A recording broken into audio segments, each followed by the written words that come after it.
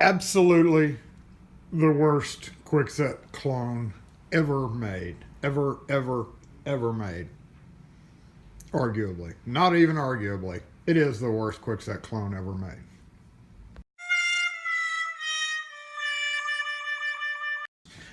It has been a bit since I have done a Kwikset Diaries video, but it is time because I just located this. So again, this is the absolute worst Kwikset. I talked about this in my Kwikset, I think it was number 3 Clone Wars video. I'll put a link up right here. Check out that video if you want. Somewhere around the 3-minute, 45-second mark, I started talking about a Kwikset that I did not have with all the other ones that uses a ridiculous mechanism. This is it. Here it is. I found it. So I'm going to talk about it real quick in its own little special video titled, I don't know what I'm going to title this. We'll figure that out later. So typically you will find these on bank, like repo or bank foreclosed houses. These were available from this company, maybe 1 or 2 companies, but one of them I know was like discountdoorlocks.com, and you could buy like doorknobs for $5 each. Horrible designs, and they are slightly different from your standard Kwikset. They do not have these spring mechanisms. So you say, how do they stay in the knob? Well, I'm going to show you. Now, of course, when you run up on one of these, when somebody has purchased a house that may have been gone through foreclosure or whatever, somebody else comes along and purchases it, it is always recommended to replace the lock. Advise them that it is pretty much the worst lock that they could have on their door, especially if it's like not a storage room or something, but if it's like their main door, you always want to at least replace it with a better clone, or like a LSDA version of Kwikset, or even a Kwikset version itself, or whatever else you use that can be keyed into Kwikset. However, if you were doing it for a bank or a realtor and say they have a key, it's kind of hard to tell somebody, well, that's junk, you got to replace it, because you're kind of being not so honest. It is rekeyable. It is junk. You're being honest about it being junk, but you're not being honest about the ability to rekey it. And you make way more profit off of rekeying locks than you do selling new hardware in most cases. So let's say you get on a house, you open up the door, you start taking the locks off of a repo house or whatever, and you run across one of these. You start taking it apart thinking, oh, it's just a Kwikset. So, you take it off the door. You use your pickle fork correctly to remove the spindle post, whatever mechanism. You run your pickle fork through, and you start tapping around like, okay, what's going on? It's not popping out. And you look down in the hole and you do not see the familiar, now it's dark and it's a hole and that's shiny and blinding, so you cannot see it. But if you were here, you look down in the hole and you do not see the familiar. From that hole, you can usually see just the tips of these. I'm going to have to do something about this camera trouble, guys.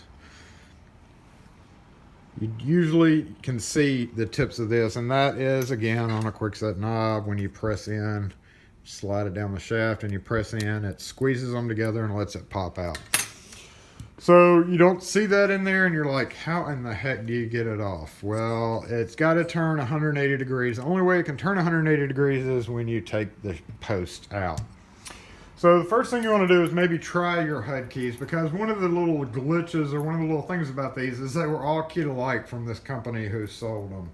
And I am not even going to get into discussing HUD keys, but yes, there are HUD keys out there. Please don't ask for any of this information, because I'm not going to share it with anybody. If you are a locksmith that needs to have HUD keys, then you will already know this information. So you go through your HUD keys, and let's just do, let's say this one. No, that's not it. Let's try this one.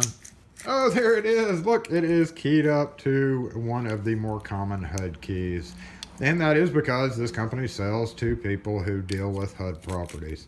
So you've got it in your hand, you've got a key. What you do is you turn it 180 degrees, turn it completely upside down and wiggle it, and it comes out. And we see this alien mechanism right here.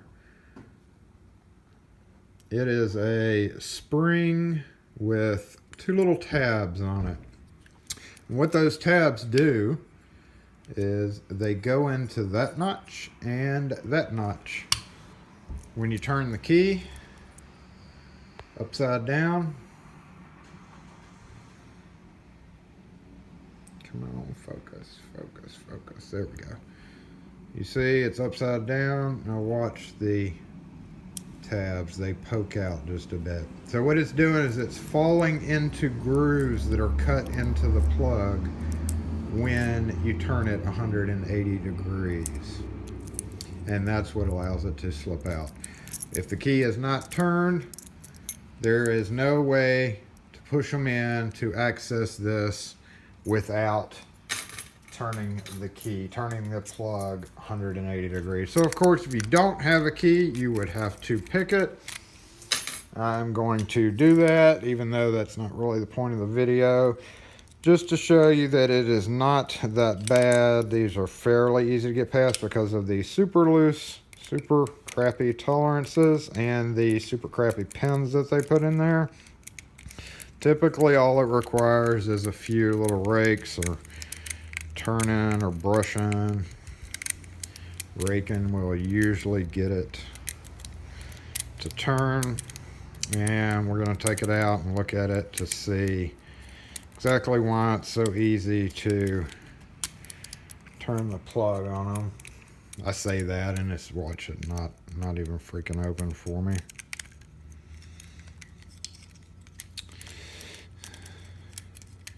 Kind of hesitated to do the picking part of this because, as you all know, something will open up immediately when you're not filming and be difficult when you are filming. Ew, so crunchy, so crunchy. Come on now. And the funny thing is the first take of this video that I did, I stuck my pick in there and it turned easily. Oh, there it goes. So turn, again, turn it completely upside down. You don't have to worry about, you know, the whole 180 degree issue. I think they take that into account. You just use your pick and pop it off just like we just did. So when I'm rekeying these, I try not to mess with this spring, but we can take it off, set it down, and pull these tabs out. However, I would not even begin to do this on a regular rekey because it's just as easy to not do that and leave this all intact. You don't have to worry about messing up or losing this spring or whatever. The only thing the spring does is holds these in, keeps them from flipping out. So when I'm rekeying it, I will hold it kind of like this. I like rest it on my hand, and you always want to turn it to a, say, probably like 3 o'clock-ish or 6 o'clock-ish, one of the two side positions. You don't want to follow it out upside down. You want those tabs to be sticking out. So again, I'll rest it kind of on my hand here so that I'm not pressing on the spring when I do this, and just lever this clip off. There. Okay, it is best to use a hollow follower for this, otherwise you're going to need some shims because it cones pretty good. So if you used a solid follower, you've got cone and then up, you don't want to deal with that. So cone, you can shim it if you want to. Typically when you follow it out, it's going to get caught right at the end. Your follower is going to hit this right here. So I'm going to, oh, I did it again. Okay, so that's okay. So I'm going to hold pressure on it and I'm going to pull it out. So what I'm doing, I'm tied up on those little bars right now. So while I have it with pressure, I'm still pushing on it, and we look in there. Take a moment to fight with my camera. We see why it's caught up on those. So what I do is I just kind of gently push it in. You may have to do both sides, but that one, it just worked. Worked good. So here is the notches that allows it to fall in. I don't know why it doesn't do it when it's in the upright position. Really haven't thought much about it. We can see the plug, this cast whatever crap metal. But other than those two notches, it's in the conical shape. It's pretty much the same as any other Kwikset cylinder. So just rekey it as normal. We're going to take our key that fits it. And what I'll do here is I'm going to lay these pins out to let you look at them. No, I do not have a fancy pinning board because I don't really have a need for one. So if we look at the pins,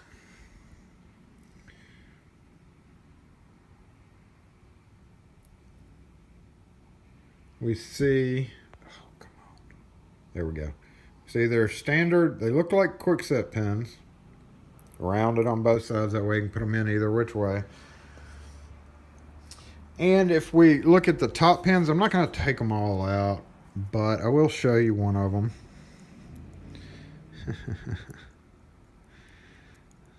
Actually, I'll show you, I'll show you one of them. We look at that beautiful top pin, and we see it's just as heavily chamfered. So we have chamfered pins on top and bottom. This, I think I had probably rekeyed this at one time. So actually this is the pin that is in there. And it's not even really kind of professionally chamfered. It's just kind of a conical shape. So obviously if you know anything about, oh, and there's the little bitty brass spring that comes in it. But if you know anything about locks, you will know. Oh, come back. Hey, how are you? Good. Appreciate it. All right, take care. Yeah, have a good weekend.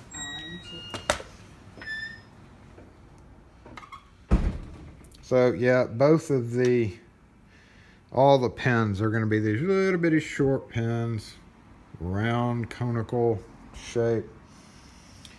Little weak springs, so they are not hard to get into at all with their sloppy tolerances. Oh, come on now. So what I'm going to do is I'm going to put this back together,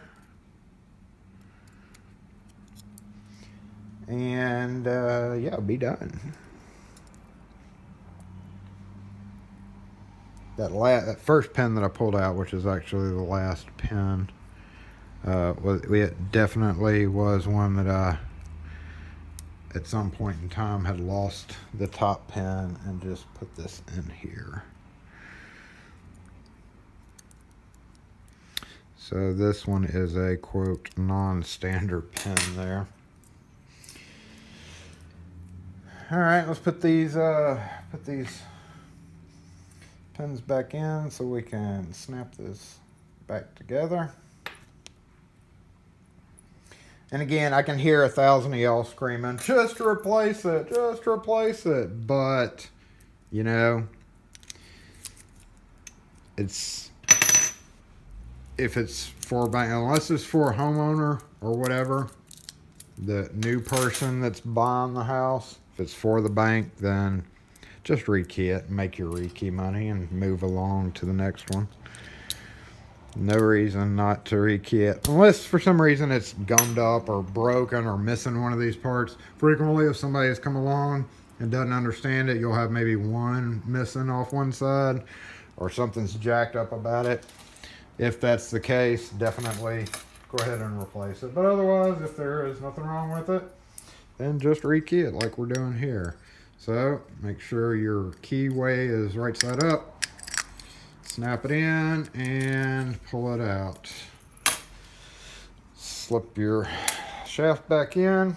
try your key, and put it back on the door, and again, collect your money and go. So again, thanks for watching, guys. This is just I had hoped that I'd have this on that other video, which I linked earlier.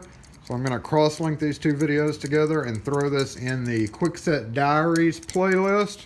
If you have not checked out that playlist, it is right here, I guess. I'll put it right here too. Links everywhere, links everywhere. Subscribe, playlist, subscribe. I don't know if that's going to work out, but yeah, hey, appreciate you watching, guys. Thanks again, and not even arguably the worst Kwikset clone made.